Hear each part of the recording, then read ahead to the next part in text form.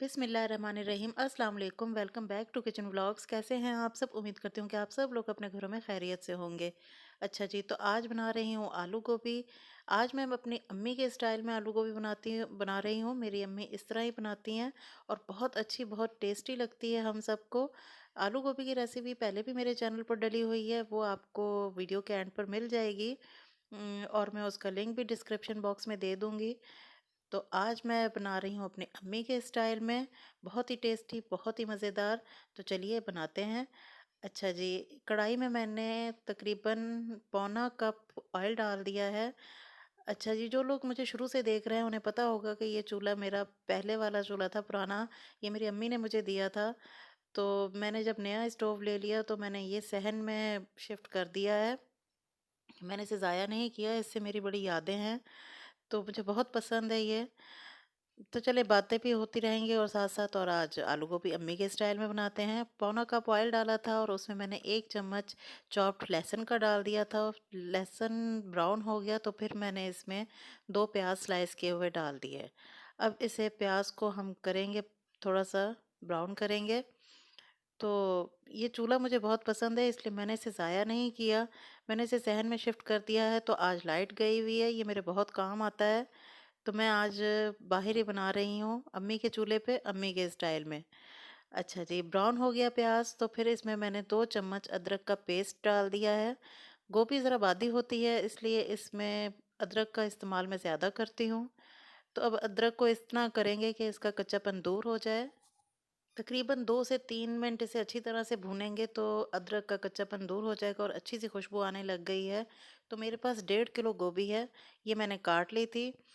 तो अब इसमें गोभी ऐड कर देंगे और साथ ही आलू भी कर देंगे ऐड।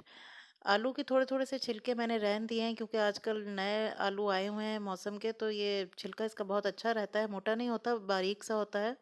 तो वो मैंने रहने दिया है थोड़ा-थोड़ा सा। और इसमें 2 चम्मच चाय के मैंने नमक डाल दिया है और 2 चम्मच ही मैंने इसमें लाल मिर्च का पाउडर डाल दिया है और 1 चम्मच चिली फ्लेक्स डाल दिए हैं, यानी कुटी हुई लाल मिर्च, और हाफ चम्मच इसमें हल्दी डाल दी है। तो मेरी अम्मी इसी तरह मसाला नहीं भूनती थी, तो इसी तरह बिल्कुल सादे तरीके से बनाती हैं तो बहुत ही अच्छा टेस्ट आता है। तो आज मैंने कहा कि चलो मैं भी अम्मी के तरीके से बनाती हूँ और आपसे शेयर करती हूँ। और 2 टमाटर थे मेरे पास, मैंने टमाटर भी साथ ही डाल दिए हैं। और साथ-साथ बस थोड़ा-थोड़ा सा इसे मिक्स करते जाएँगे और चीज़ें इसमें साथ-साथ डालते रहेंगे, तो बहुत अच्छी सी लुक बनती जा रही है इसकी। थोड़ा-सा पानी मैंने इसमें अभी डाल दिया है ताकि आलू गल जाए हमारा। ज़्यादा पानी नहीं डालना है, बस थोड़ा-सा पानी, आधे कप से भी कम पानी डाला है इसमें मैंने। तो अब मैं इसे ढककर तकरीबन रख दूँगी आलू के गलने तक 10 मिनट के लिए। अच्छा जी, जब तक हमारा आलू गल रहा है तो तब तक मैंने सोचा कि रोटियाँ भी बना लेते हैं। तो मैं रोटियां भी सहन में ही बना रही हूँ। आज कुकिंग में बहुत मज़ा आ रहा है, मैं फुल एंजॉय कर रही हूँ कुकिंग को। अच्छा जी, ये चूल्हा बहुत अच्छा लगता है मुझे। रोटियां पहले इस पे बहुत अच्छी बनती थी मेरी, पूरी फुटबॉल की तरह फूल जाती थी, लेकिन अब जब से ये बाहर मैंने इसे शिफ्ट किया है, अल्लाह जाने क्या मसला है इसमें थोड़ा सा आ रहा है कि ये पूरी रोटी नहीं मेरी फूल रही है। कुछ गैस का प्रॉब्लम हो गया है चूल्हे में कि ये सारी जगह से अब इसका आग ज़रा बीच-बीच में रहती है, जिसकी वज़ह से रोटी मेरी इतनी अच्छी नहीं रही है। नहीं तो मेरी रोटी बहुत अच्छी बनती थी, पूरी फूल जाती थी, जब ये अंदर मेरे किचन में था चूल्हा। तो बाहर रखने से शायद ये चूल्हा थोड़ा नाराज़ हो गया है मुझसे। अच्छा जी, ख़ैर रोटियाँ हमारी बन गई हैं माशाल्लाह से सारी। तो अब हम देख लेते हैं अपने आलू गोभी को भी में।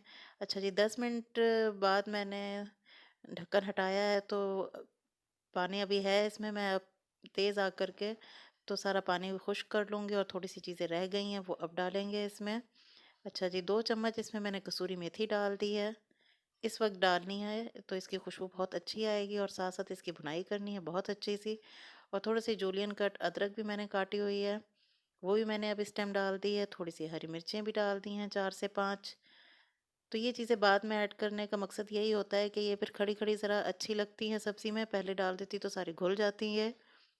और थोड़ा-सा हरा धनिया मैंने काट के रखा था क्योंकि गोभी में धनिया बहुत अच्छा लगता है।